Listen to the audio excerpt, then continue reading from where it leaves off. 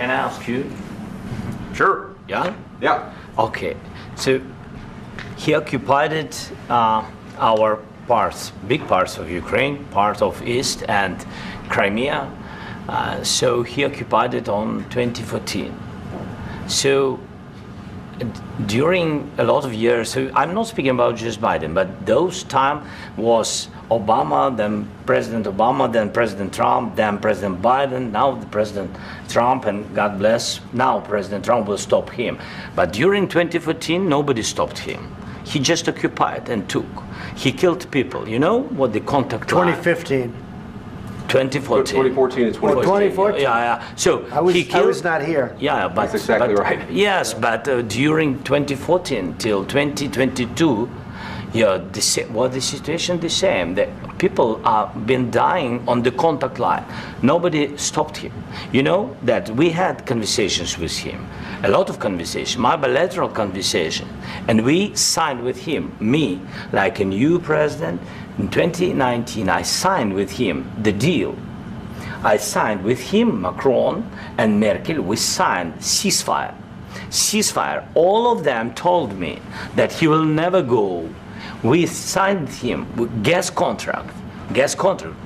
Yes, but after that, he broken this ceasefire. He killed our people and he didn't exchange prisoners. We signed the exchange of prisoners, but he didn't do it. What kind of diplomacy, JD, you are speaking about? What do you mean?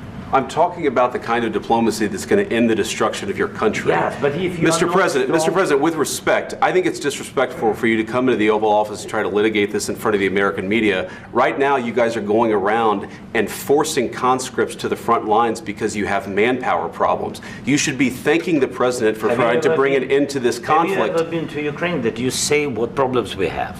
I have been to. Count one. I've actually watched and seen the stories, and I know what happens is you bring them on a propaganda tour, Mr. President.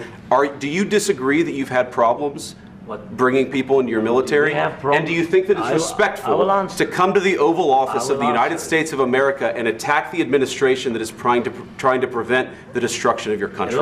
A lot of questions. Let's start from the beginning. Sure. First of all, during the war, everybody has problems, even you, but you have nice ocean and don't feel now, but you will feel it in the future. God bless. You don't know that. God bless. God bless. You will not have a war. Don't tell us what we're going to feel. We're trying to solve a problem. Don't tell us what we're going to feel. I'm not telling you. Because you're in no position to dictate that. That's exactly Remember what this. You're in no position to dictate what we're going to feel. We're going to feel very good. You will feel influenced. We're going to feel very good and very strong. You will feel influenced. You're right now not in a very good position. You've allowed yourself to be in a very bad position, and he happens to be right about it. From the very beginning of the war. You're not in a good position. You don't have the cards right now.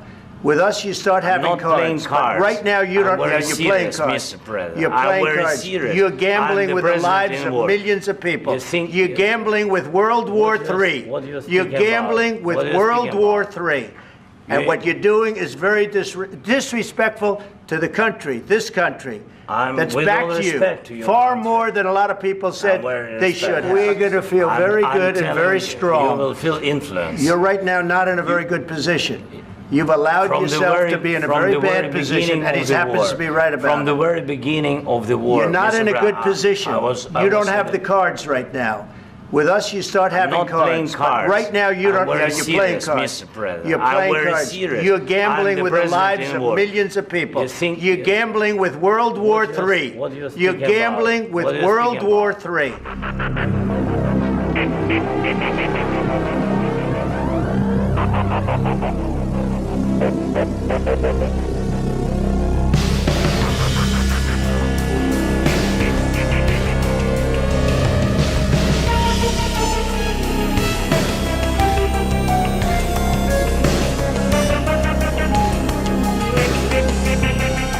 Ensuite, je pense que nous connaissons tous la situation.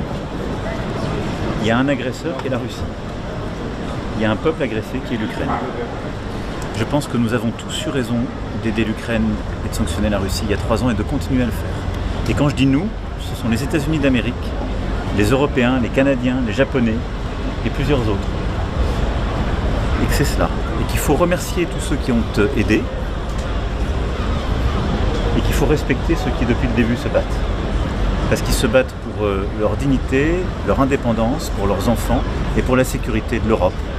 Ce sont des choses simples, mais elles sont bonnes à rappeler dans ces moments-là. When you see a US president acting in that way with another world leader, surely that changes the game for any other world leaders who are looking to interact with him when you see this unprecedented sort of behaviour. What we'll do is determine Australia's position. And Australia stands with Ukraine. And there are many, of course, in the Ukrainian community here as well that I've engaged with for a long period of time now.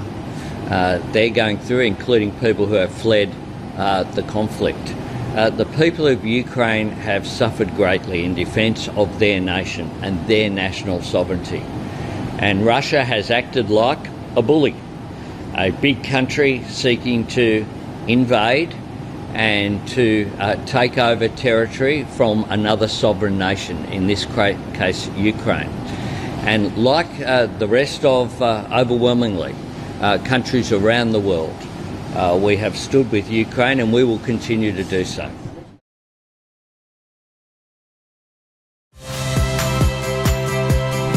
Saya Rahmat Ibrahim.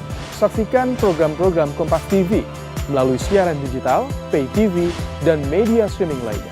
Kompas TV, independen, terpercaya.